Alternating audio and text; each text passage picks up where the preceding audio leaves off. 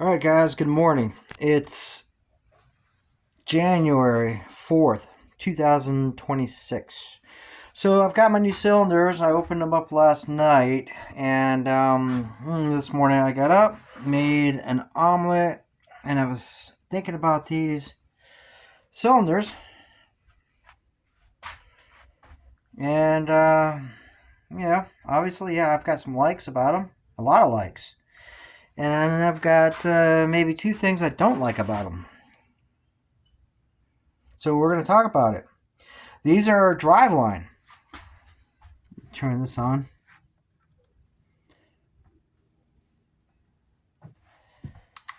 All right. Yeah. Anyway, these are Driveline. They are the Assassins. These here are the Assassin 2s. It's a new version. They came out with the older versions. Go on. I think his name is Anthony Sullivan. He's got a really nice Banshee. Yeah, originally, he started out with the Assassins, and he did a 421cc build, and he was making great horsepower. That was a good, real nice running bike. And then he updated, and he went with a 7 mil. And I believe he was still using the same cylinders, just a regular old Assassin, that they came out with. And he was making a lot of horsepower. And I think right now he's got, I think he went up to almost 500 cc's. He's got a 10 mil crank. And I'm not sure what he did with the cylinders, but yeah, he's making a lot of horsepower. So yeah, go check out his channel, Anthony Sullivan. He's up there in Michigan. Seems like a pretty cool guy. But anyway, let me go ahead. I'm going to get into these. I'm going to break this down and show you some comparisons between my stock cylinders in the back and the Assassins up here in the front. Let's start with the outside. This is what I like about this. These cylinders, I'm going to show you exactly what I like about these cylinders. It's a great design. So, you see it right here, this right here, and this right here. You can see it right here. Here it is right here and right here. See how it's got this hump right here? It looks like extra shoulders or something. You can see right here, it doesn't have it. It does not have that extra material. There's a reason for that. We'll talk about that in a little bit. And see how this is. God dang it. Alright, you see this little void? And you see how they added material here? No void at all. God dang it, I just did it again. Alright, no void, completely flat. Void. Now, look at this. This whole area right here. Look at this whole area right here. I can put my whole thumb in there. Huge void. No void. And even this little crease right here, it's just ever so slightly there, but it's not compared to the stock. That's a night and day difference. So that is the outside of the cylinder. They added material to it. So on the inside, there's a lot of extra room for porting compared to the stock OEMs. Now these cylinders right here, with the stock, actually, they're 60 thousandths over on the pistons, and with a 4 mil crank. These, they have a bigger bore. They run a bigger piston compared to the other ones. So they do have a bigger bore, and if you put a 4 mil in there, crank, you get a 421cc bike. So this one here, the way it's set up, it's 391cc. That right there will make more power than these as it sits. And I'm going to show you why. Actually, those make just as much power as a servo. And they actually make a little bit more power on the bottom end power. So they make more bottom end and just as much mid and top as a servo. But those right there, the way they sit, are going to make more than these. So yeah, let's get into it. We'll start with these big old shoulders, these humps. Let's start with that. What that is for, you see the little hole? And that hole over here on this side, it's called triple ports. So if you just look at the shape of this and the size of it, and we'll compare it to my stock ones. My stock one, these are ported by Fast Racing. This is a full-on drag port. Okay, and so it's basically right here out of the gate on these. These are not really ported. You can port these even more, but it's basically, it's a drag port, but it's got triple boost ports. Yeah, triple ports. That little hole right there and there, and I'll show you what it looks like on the inside. See that hole right there and that hole right there?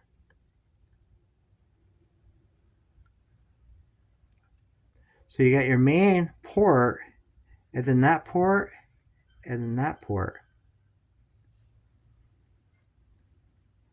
So it's a really good design. And you can see the shoulder right there. That's what allows those triple ports. That hump right there.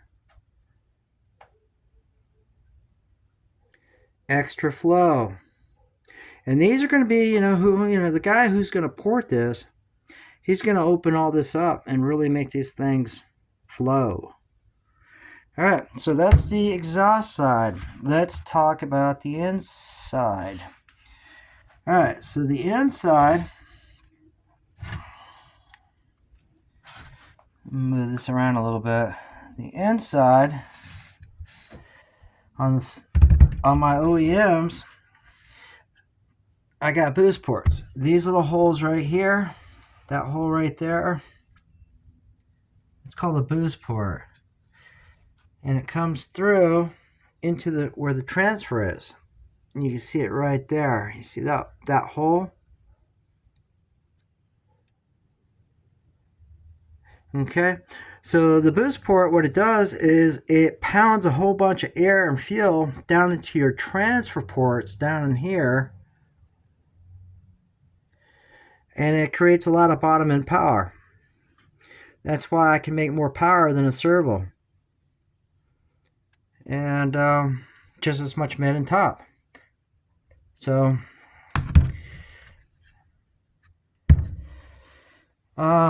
let's see what the Assassin 2 is looking like. And this has all been filled in on the sides, right? Look at the port, the boost port. Look how it's elongated. It's taller, and there's a lot of material there. So after I have these ported, I'm going to do another video. I'm going to show you what these look like next, because they're going to look completely different. All these ports are going to get way, way bigger. You see it right there. Let's take a look at the other side. All right, you can see it right there. And right there. Yeah, there's so much room in here. There's a lot of material. A lot of aluminum. This can be really... There's a lot of potential right here. I can easily, with a 10 mil crank, I bet you on pump gas, I'm going to make 120 horsepower.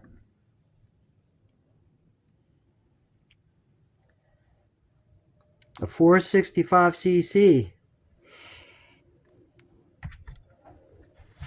All right, so yeah, they filled in the aluminum on the outside. smoothed it all out. They filled it in. Gives you a lot of room on the inside for, you know, creative porting. Just a lot of potential. And, all right. So, I'm going to talk about the transfer ports next, but I do want to say these have a steel sleeve in them, and these are nickel side, or I'm not sure how you say it, nickel plated, whatever. It's a really hard finish in there, and I've been, you know, doing a lot of research on this, and they, you know, from what I understand, it's good stuff. So I'm just going to go ahead and try it. Alright, so let's talk about the transfer port next. This is the part I'm disappointed in. I was really expecting more volume on these. I mean, obviously the bore is bigger. Let me pull this one over here, my stock OEM. This is what Jeff at Fast Racing did. Jeff at Fast Racing really kicked ass on his porting on these. And this is why these will make more power than these. But eventually, if I get these things ported, these are going to make more power than these. Especially if I go with a 10 mil crank, a 7 or a 10. Yeah, that's where I get up, you know, massive amounts of horsepower. But look at the size. Look at the transfer port, the size there and size here. It's night and day difference. Let me get this in the light a little bit. And just look at the difference. It's a work of art. Jeff at Fast Racing did a really, really nice job on these. I'm going to try to get the camera to focus.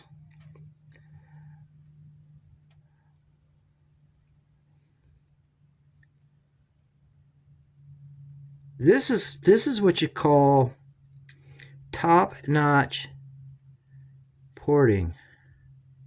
A mastery. So let's talk about the Assassin 2s. Why do I think these are going to be even have more potential? Is because everything's been filled in on the outside. There's no voids. Even though, yeah, the bore is bigger, and that's taking up a lot of room, they filled in the outside. So this is all going to be able to, you know, whoever's going to port this is going to have a lot of material to work with. It's just like those boost ports in there. Those boost ports are going to be opened up. And, you know, the triple ports on the exhaust, all this stuff can be opened up and massaged. So yeah, I'm expecting to make easy 115, 120 horsepower with a 10 mil crank. It'll be 465 cc's. So anyway, yeah, it does come with the kit. It comes with these guys here, studs. They go up here. It comes with 2 of these, and because they filled it in, you know, the outside here, the casting, they filled it in, and there's not much room left here. So they give you one for this side and one for the other side on that one. And then they give you a different, a new base gasket. It's a 20 thousandths thick. And this is the same gasket that you would use on like a Cub or a Serval. And I think it does come with pistons. Now look at the pistons. The pistons are unique too. And I mean, they're angled. They're actually ported. These Wiseco pistons, they're tapered, angled in. So when the air's coming in, they actually angle these back, like chamfered them. So it's directing the air in a certain direction. And they're actually a little bit thicker than these. These are actually pretty thin.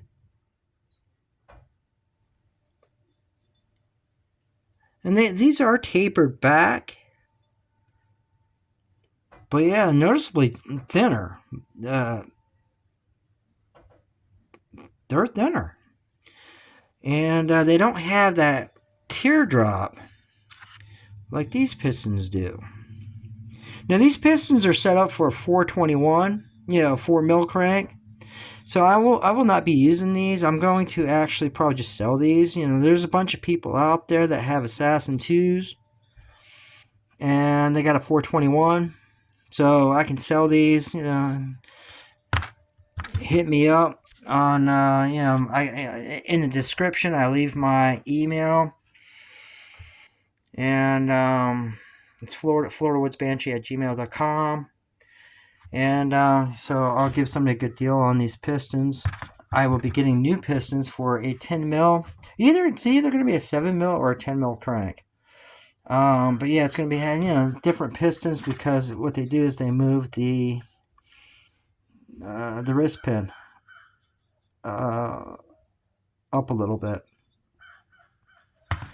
for the bigger crank. The reason I bought it, I actually bought this from Vito, and the reason I did it was because Driveline, they're up in Michigan. Right now they are out of stock. This is the 443, but let me go to 465cc. 465cc, and it says, where's it at? Right there. Out of stock as well. So they're basically out of stock on everything. And I ordered these, and they were out of the 421 kit as well. So, but Vito had them, so I ordered it from Vito. I got the pistons. It comes with the kit. I can't really use these because I want a bigger crank. And I'm going to have my lower case trenched for a 10 mil crank. So anyway, yeah, that's the scoop on that poop. And this is the direction I chose. I'm shooting for a 120 horsepower trail bike. Fortunately, my Banshee, I've got some really good suspension on it, front and back. It's completely set up, so I should be able to handle it.